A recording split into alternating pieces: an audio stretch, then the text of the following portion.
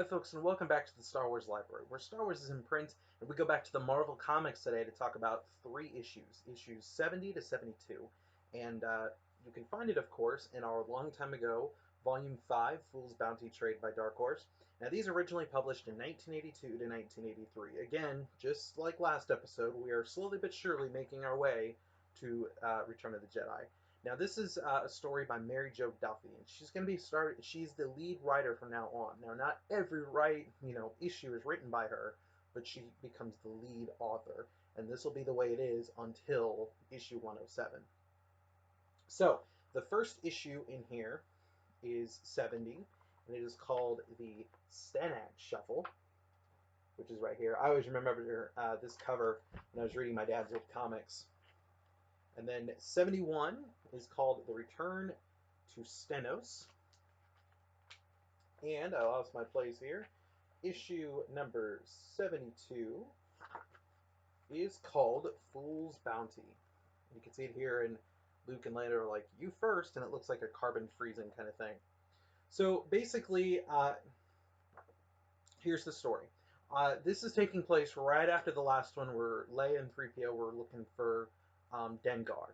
Now, Chewie and Lando and R2 and Luke, those are two pairs that are off looking for Bosk and IG-88. They end up meeting together on Stenos, basically because their leads have brought them here. So the first issue, issue 70 of the Stenak Shuffle, it's more of a flashback to a Han Solo adventure, kind of like what we talked about in the issue 50, the Crimson Forever storyline, or the Crimson Virus. It's basically shortly after Luke and Han join the rebellion, and basically it's a tale of Luke, talking about this. Basically, they lost contact with this rebel group, and it's used to introduce these characters called Cheeto, Rick Duel, and Danny. She's a Zeltron, and this is kind of one of the first times to see those species.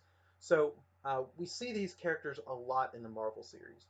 So they're looking for a statue of Vol, and it's kind of a sacred artifact and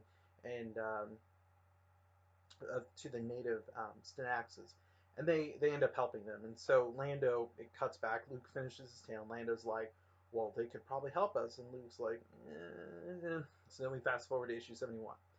So Luke and Lando go into the city, and R2 and Chewie stay put on the Falcon just to try and to, not attract attention because it's a Wookiee and an astromech. So Bosk is here too, and in fact, I've heard it said by other Star Wars reviewers, Bosk looks very different from what you would think of him as, or at least the way you see him in Return of the Jedi. In fact, trying to see, I should have bookmarked it. He looks very, very, very little like Bosk. In fact, I wouldn't even know it was Bosk unless Luke said his name. Oh wait, that's a lie. That's not Bosk. That's who they think is Bosk. Um, there it is. Um, Bosk is uh, Bosk is right here. Pardon me. Uh, they fooled me too. That is Bosk there, and so he looks nothing like he does in Empire. Um, so it's very strange to see that. They run into Rick, Jewel, and Danny, and she's very attracted to Luke. It seems like in this series, we're seeing a lot of women attracted to Luke.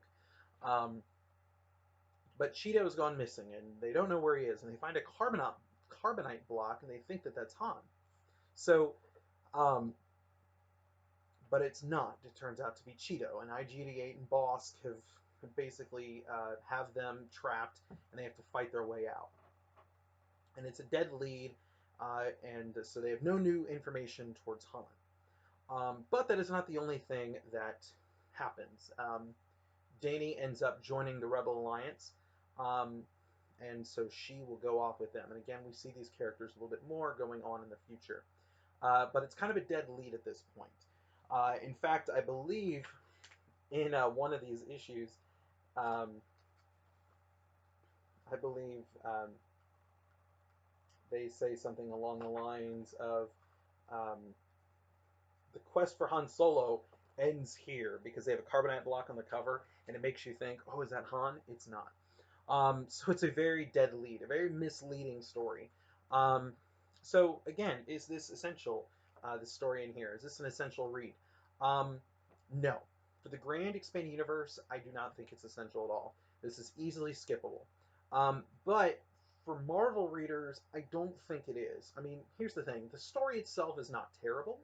I don't think it's one of the best of the Marvel series, but it introduces new characters in the series that we will see a lot more as time goes on. These aren't characters that are, kind of have a few issues and are gone. They're going to be here for a while. So it does set up these characters. So it might be worth your time to check them out in for that case. But again, for the grander expanded universe, this is one of the Marvel comics that I would say you can easily skip and you can continue on in our chronology. But again, that's just my opinion. So, anyways, folks, thank you so much for tuning in, and I will see you next time with another episode of the Star Wars Library.